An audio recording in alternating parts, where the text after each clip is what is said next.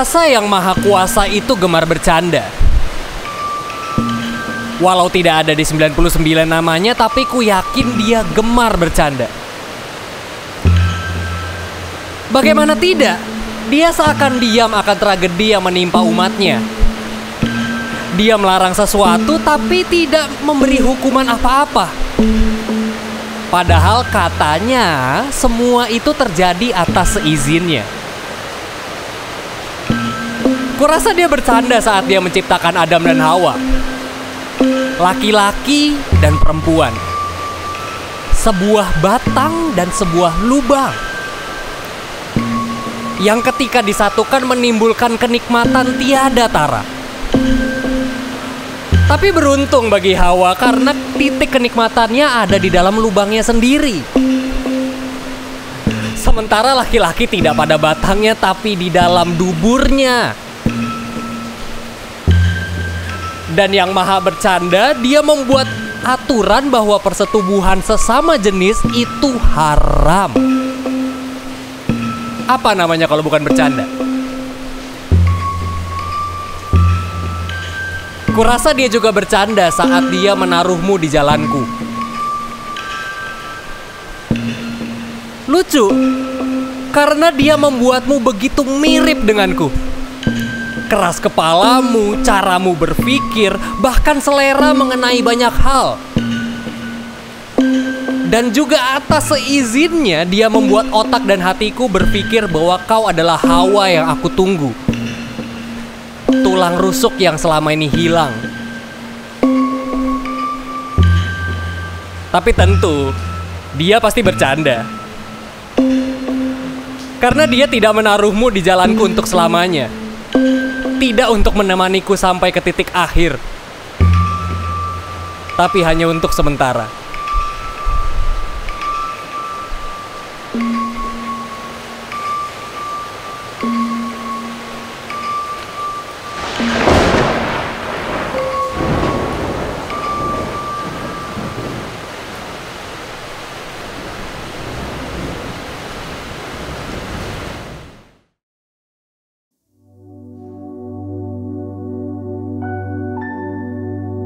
Oke, jadi sebenarnya kenapa gue bawain karya ini itu sebenarnya adalah sebuah bentuk keputusasaan dari seseorang yang mencintai seseorang tapi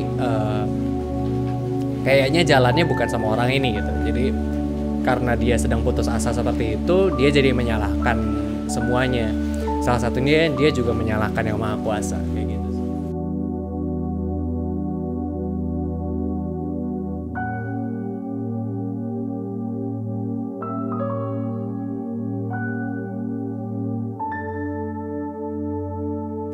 Kalau dari gue sendiri, gue itu biasanya akan mencoba mencari kesibukan lain, mungkin cari kesibukan lain supaya gue lupa sama masalahnya. Atau kalau misalnya masalahnya bisa gue hadapin, ya gue hadapin. Cuman kan kalau masalah yang seperti ini, misalnya gue mencintai seseorang tapi orang tersebut tidak mencintai gue balik misalnya, itu kan berarti bukan masalah yang bisa dihadapi kan, nggak bisa gue usahain juga gitu kan maksudnya.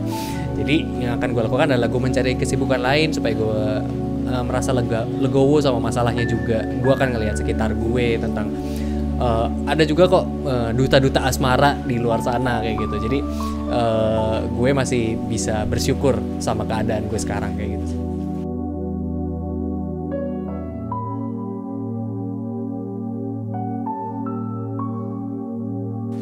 Oke, kalau rasa keputusasaan buruk itu sama sekali enggak.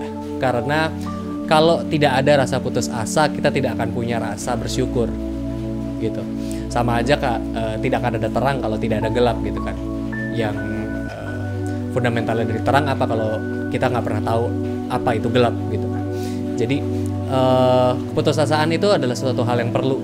Kenapa? Karena kita perlu belajar rasanya sakit itu seperti apa, rasanya kita jatuh itu seperti apa, supaya pada saat kita berjalan nanti, ketika kita senang, kita mungkin tidak akan terlalu senang, tapi kita tetap mensyukuri apa yang ada. Jadi sekecil apapun kesenangan yang kita dapat, itu kita akan bersyukur akan hal itu sih.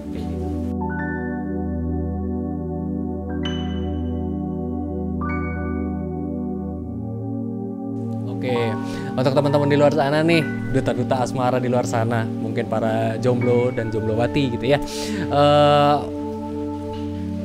Tuhan pasti punya rencana yang lebih baik kok. Tenang aja. Bukan berarti kalau orang itu ninggalin kamu, bukan berarti kalau orang itu tidak sejalan sama kamu, dunia akan berakhir. Nggak kayak gitu. Tapi coba lihat bright side-nya apa. Kamu sudah cukup beruntung kalau kamu sudah kenal orang itu. Kamu sudah dapat sesuatu dari dia dan kamu harusnya bersyukur akan hal itu. Kita harus bisa belajar bersyukur dan kita harus bisa belajar legowo supaya dirimu bisa lebih baik suatu hari.